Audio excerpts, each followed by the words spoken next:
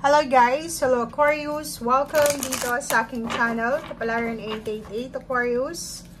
Alamin natin kung anong messages, vibration, gabay energy para sa lahat ng Aquarius friends natin na nanonood. Ito general reading, so pwede kang makaresonate. Gamitin mo ang iyong intuition sa panonood. Okay, Aquarius. I hope na makuha mo ang energy. First week to ng February, last week ng January.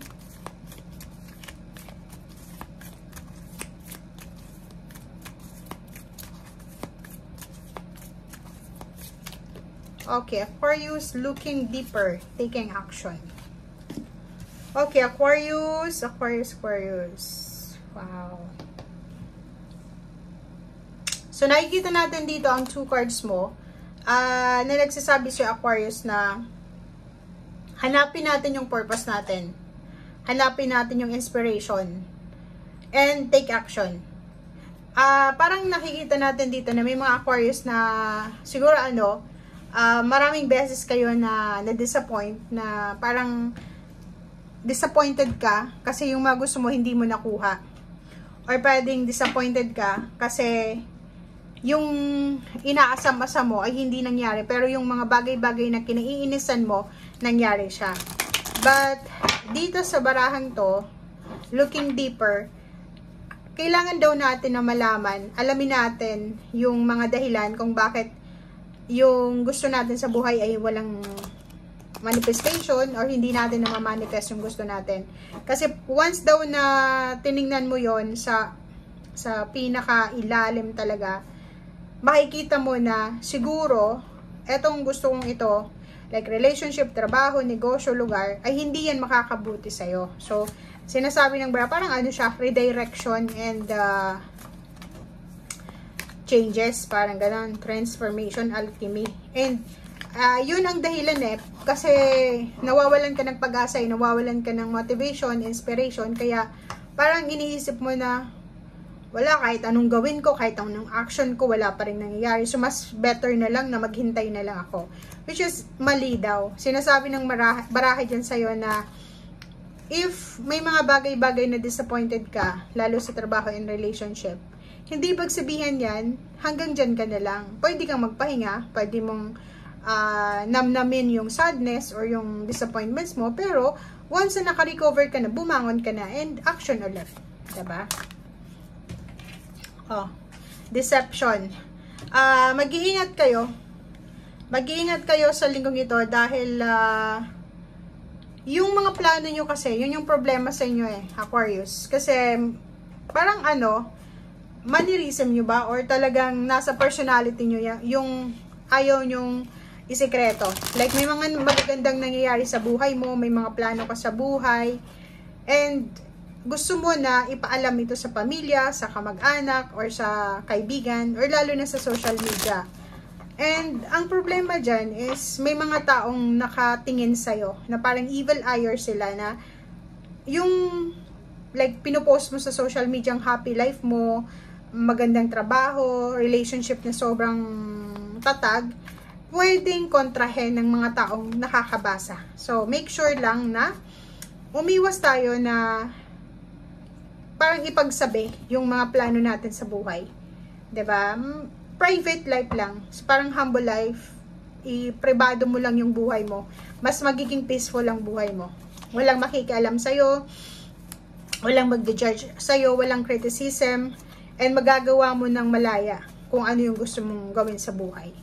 And relationship din, mag-iingat kayo kasi posibleng yung karelasyon nyo ay yun nga, may gustong pumasok na third party or parang may mga temptation, under attack of temptation. Parang ganun. Okay. Aquarius. 4 of Cups. Nakikita ko sir dito na may hinihintay ka. Pwedeng naghihintay ka ng tawag, ng email, ng chat from your karelasyon or from family. Or pwedeng humihingi ka ng tulong emosyonal, or parang may problema ka, humihingi ka ng advice, pero walang dumarating na advice sa'yo. Yung iba din, naghihintay kayo ng suporta from your parents, from your siblings, or kung kanino man.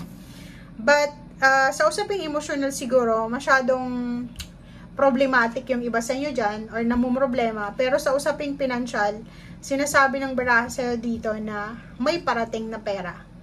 May parating na pagbabago. May parating na pagsisimula, lalo na sa usaping pera. May mga tao dyan na posibleng tutulungan ka na makuha ang financial success, lalo na sa future mo. Okay? So, looking forward ka dapat sa future mo. Hindi ka na mag-look forward sa mga nangyari kasi wala na yun tapos na yun.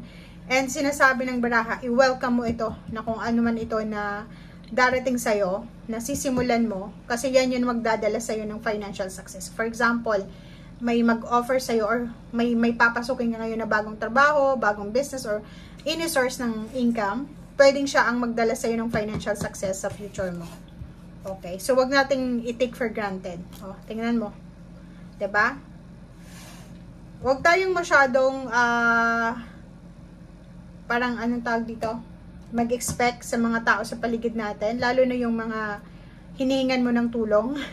Kasi mostly yung mga taong hinihingan mo ng tulong, wala yung may tutulong sa'yo. Yung mga unexpected na tao talaga, na hindi mo in-expect na tutulong sa'yo, sila yung makakatulong sa'yo. Parang ganun to.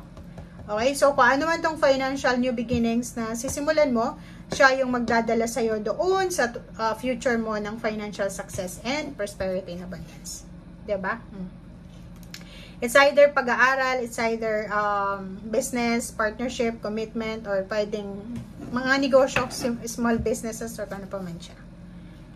Wow. So, nakikita ko sa'yo dito, pwedeng yung parents mo ay magsi-celebrate ng, o pwedeng mother. Pwedeng yung mother mo ay malapit nang mag-celebrate ng kanyang 60th birthday, 60 years old. So, pwedeng may celebration dito na inihahanda kayo, Aquarius. Comment down below.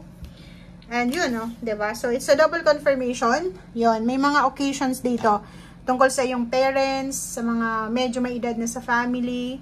Or pwedeng ikaw ito na pinag-iisipan mong magpakasal na or pinag-iisipan mong lumagay na sa tahimik.